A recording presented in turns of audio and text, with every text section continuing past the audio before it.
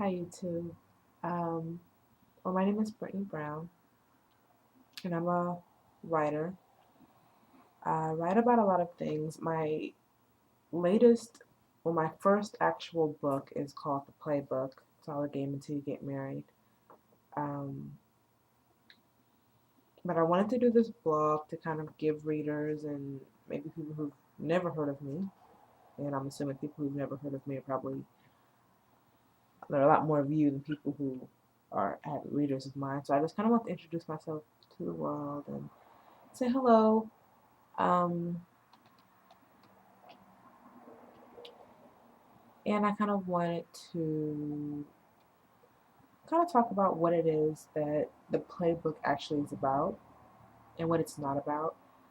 The playbook, it's all a game to get married, is essentially a playbook from women. It is a dating manual, sort of, or guide for women um, on how to handle men. The playbook actually was not, as much as I would love to take the credit for it and say that I am just a genius and I came up with everything in the playbook, sadly, that is not the case.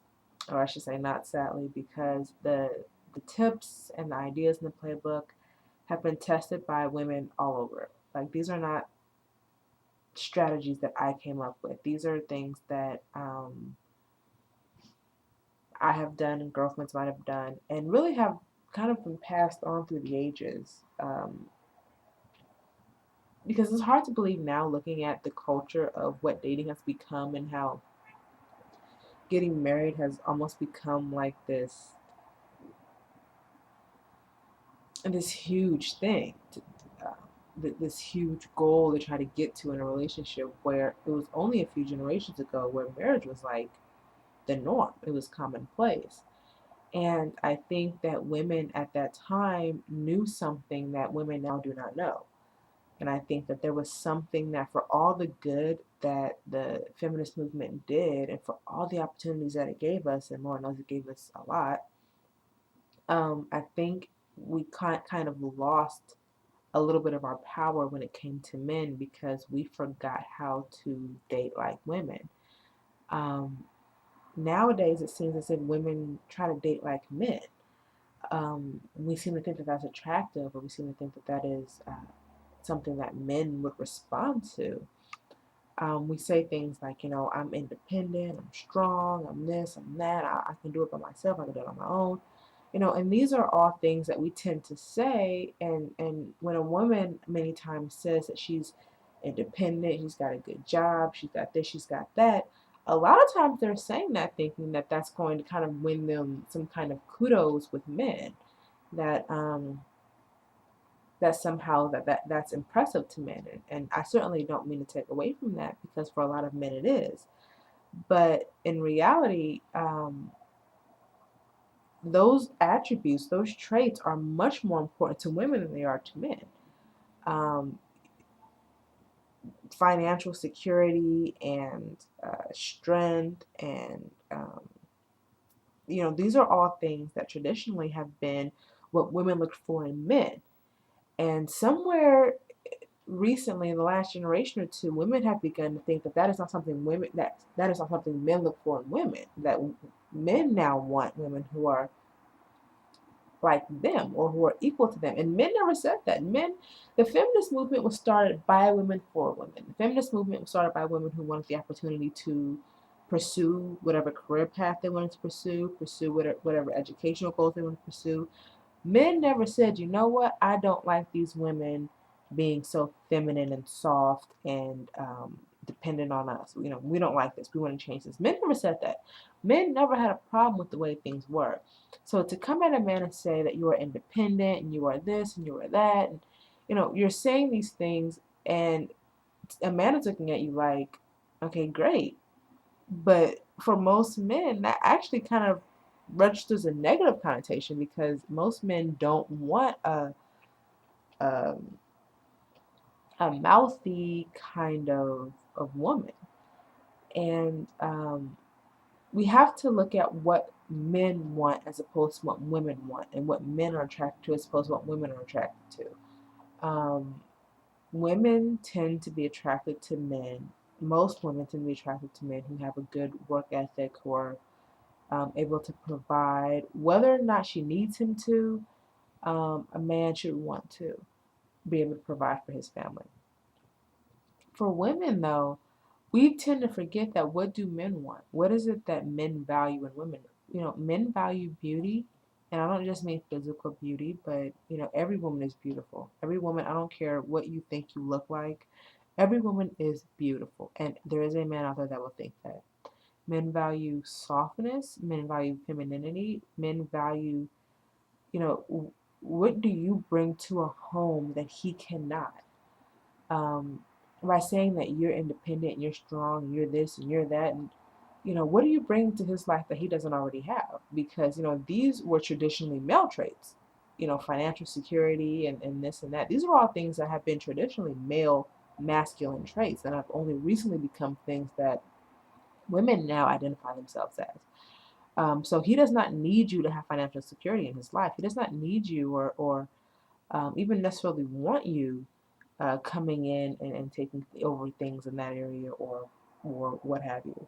What can you offer to a man that he cannot have without you?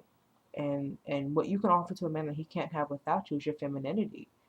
Your very essence as a woman is what you have to offer, and that should be your source of pride, your softness. A man, if he wants to compete, he can go and talk to his friends for that. He can go and play ball with his guy friends if he wants competition and he wants shit talking and he wants he can go do that. He doesn't need a woman for that. When a man gets involved with a woman, he wants her to bring that touch into his life that he can't get anywhere else. And many women have lost that art. They don't even know how to be women anymore. They don't know how to bring, you know, to their home that softness and that femininity, because that has now, for some odd reason, become weakness, or that's become oppression, or that's become something to not be proud of. Women who choose to take care of their homes full time are now looked down upon or looked at as if that's not a real job. And I think that the music industry and really our culture in general kind of perpetuates this idea of women thinking that things are cute that are not cute.